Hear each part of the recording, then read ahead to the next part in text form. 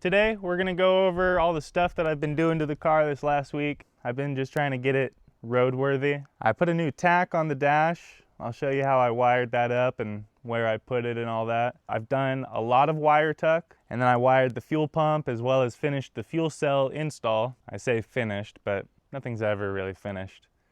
Yeah, let's just hop right into it. I'll show you what I did this week. Stick around, I hope you enjoy. All right, first things first, let's go over the tach. So I put the tach right here on my dash. It's just a Bosch tach. I think it was 50 bucks on Amazon. And we're trying not to spend really too much on this car, but the original gauges did not come with a rev counter, so I wanted one. There it is. And these things are super easy to wire up. If you're interested, here it is. The black is ground, red is 12 volts, and they recommend that you put that on your run switch. I put it on my fuel pump. The green is going to your coil negative, 9 times out of 10. If you wire a car normally, that goes to your coil negative. And then the white is just for an illumination or a backing light wire. That goes up to my headlight switch, so when I turn my headlights on, the tach also turns its light on. Right, so we talked about the tach, now let's talk about the back of the car. I did put the old taillights back on, but I didn't wire them. I did wire this trailer light though, which I really like and has my license plate on it. So that is a running light and a brake light. And those wires are right here and just run through the quarter panel and under the door. And then we have our fuel cell. Our fuel cell is nice and installed. It's not going anywhere. I do need to put the vent line out to here, but that is a super simple, just plug, put it over here. Really simple. The hose, as you can see, is on a 90-degree barbed fitting. And I know a lot of people don't like the barbed fitting, but I'm just gonna keep an eye on it. I got, 2 connectors on there, 2 crimpers. So we're good, I think. We'll keep an eye on it. Going underneath the car, we have the hose, and that's wrapped up with insulating tape so that this doesn't rub too much on the bottom of this wheel well. And then we have an Adele clamp holding this so it doesn't really vibrate. Another safety measure so that the hose does not vibrate on there. And then that's just clamped up to our fuel pump. So the fuel pump obviously doesn't have a hose to it, but that will get connected up to our hard line. Just a really quick 1/4 or 1/2 inch hose.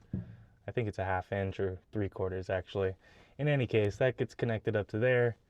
And then our ground, you'll be happy to see, is a bolt, and it actually has both a crush washer and a star washer to grab hold of that ground real nice and tight. So I took your guys' advice, right? Random commenter.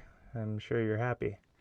In any case, our positive wire is running through Adele clamps, through onto the frame rail. It goes through the quarter panel and then meets up with our taillight, brake light wires. And I'll probably put another Adele clamp right there at some point, hold those in place, and then that all runs underneath the door, runs through here, and into our whole wiring situation. Right, so let's talk about the wiring. I am gonna have another video in the future when I'm done and satisfied with the wiring setup, going over every single wire with a wiring diagram. But for now, I'm just gonna show you, I started to tuck all of the wires with these Adele clamps. They keep them from rubbing up against the actual dash. So reduces the likelihood that they'll ground out against the frame anywhere or the body of the car. So I think they're really useful, and I found, or I had the idea from LG Customs. He used them in his hot rod wiring videos. So if you don't know LG Customs, go check them out. I'm sure you guys already do. But if you don't, LGK Customs, go check them out. In any case, the wires back here, I'm sure you've noticed, are still a little jumbled. And that's because my key switch yesterday, if you were keeping up with my shorts, just kind of fell apart. So this thing was $5 on Amazon, not a worthwhile investment. So we have another one coming from Dorman, so hopefully theirs lasts a little bit longer than that one, and we can get back on the road maybe this week sometime. My insurance company hasn't sent me out my insurance card either, so we're not going to be driving to Bakersfield this weekend. It's unfortunate, but you know, we got a little bit more to button up on this thing anyways. I can work on the guide lights and tail lights a little bit more, maybe figure out how to do a housing for those. I'm not sure, but you know, you don't always get some crazy thing done on a car every week, you know. Sometimes you just button up the wiring or tuck things away or polish something up. So yeah, I hope you guys enjoyed. I'll see you guys next time.